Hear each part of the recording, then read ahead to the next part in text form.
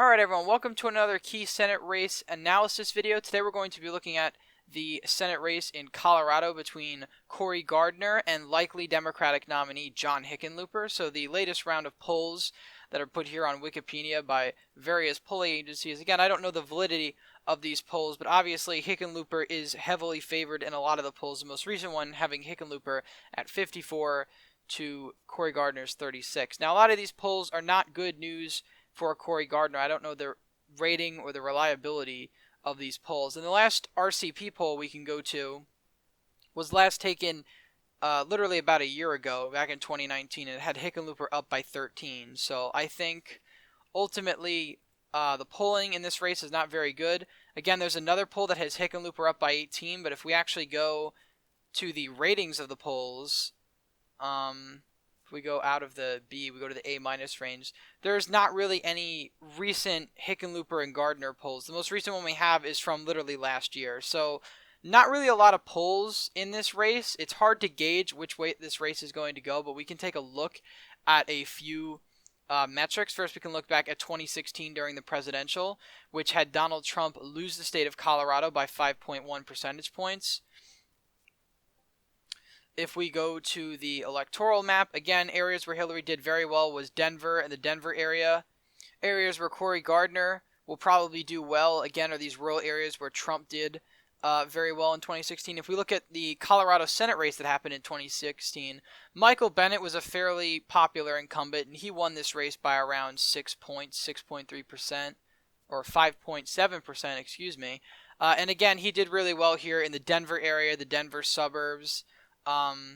His opponent, Darrell Glenn, did decent in places like El Paso County, didn't do very well in Pueblo County, which went to Bennett by 10 points, and this is kind of like a swing area.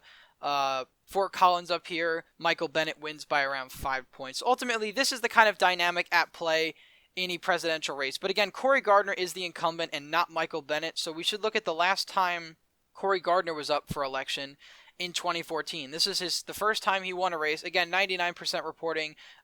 Jefferson County, I know for a fact, actually went blue, so this is not accurate, but the general numbers are basically the same. So Cory Gardner wins his race by a little bit over 2 percentage points. He gets really impressive margins here in El Paso County. Amazing turnout. That's exactly what a Republican needs if they're going to actually win the state. He also did very well here in the Denver suburbs, almost winning both of these counties here, which are crucial to any Republican winning, and of course, he narrowly loses Jefferson, but gets very, very close.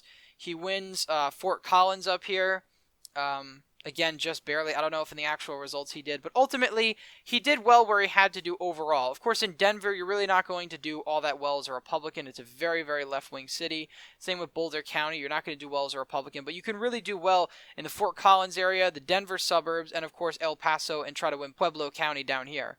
So ultimately, this is the last dynamic, what we saw when Cory Gardner was up. He won his election, but keep in mind this was a blue wave year where Republican turnout was high, Democratic turnout was about average, if not lower. So Republican turnout, Republicans were very energized to get out and vote against incumbent President Barack Obama, and this was part of the wave year. Colorado had already been trending more blue at this time. This was a state that went to Obama back in 2012 by around 5 points or so, and a state that went to Obama by 9 points. So this is a state that's definitely been trending in favor of the Democrats. If we look at the latest ratings for this race by a lot of the polling agencies, there's 2 toss-ups, 2 lean Ds, and 1 tilt D from Inside Elections here. I tend to side more with the lean Ds on this race. I think the way Colorado is trending, especially if you look at the trends from 2012, this is going to be a tough race for Cory Gardner to win because yes, Pueblo County trended red.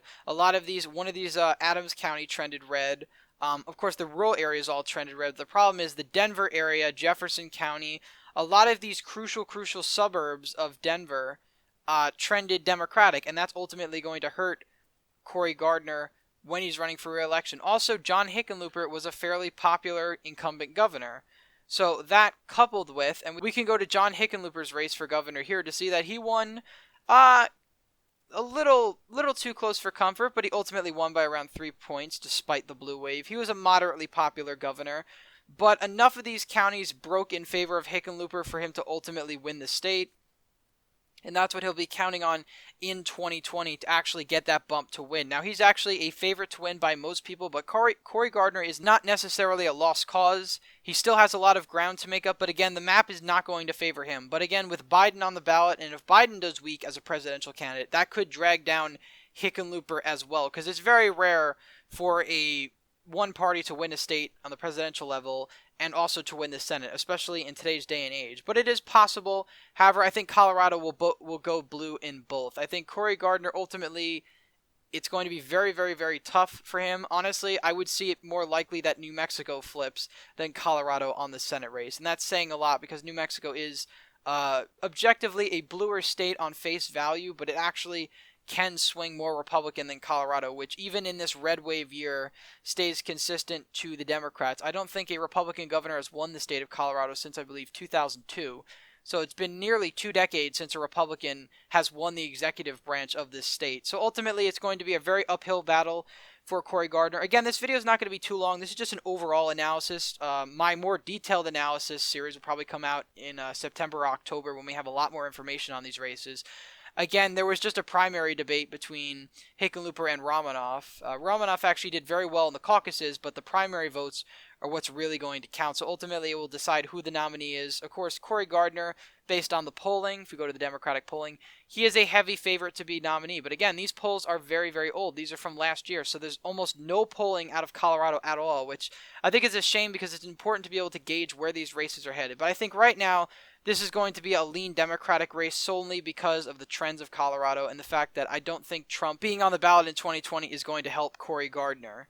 But anyway, that's going to be it for this Colorado Senate race. I think it's going to be lean D, but that is just my quick breakdown, quick analysis as of right now. Please remember to like this video and subscribe to the channel, and I hope to see you in the next one.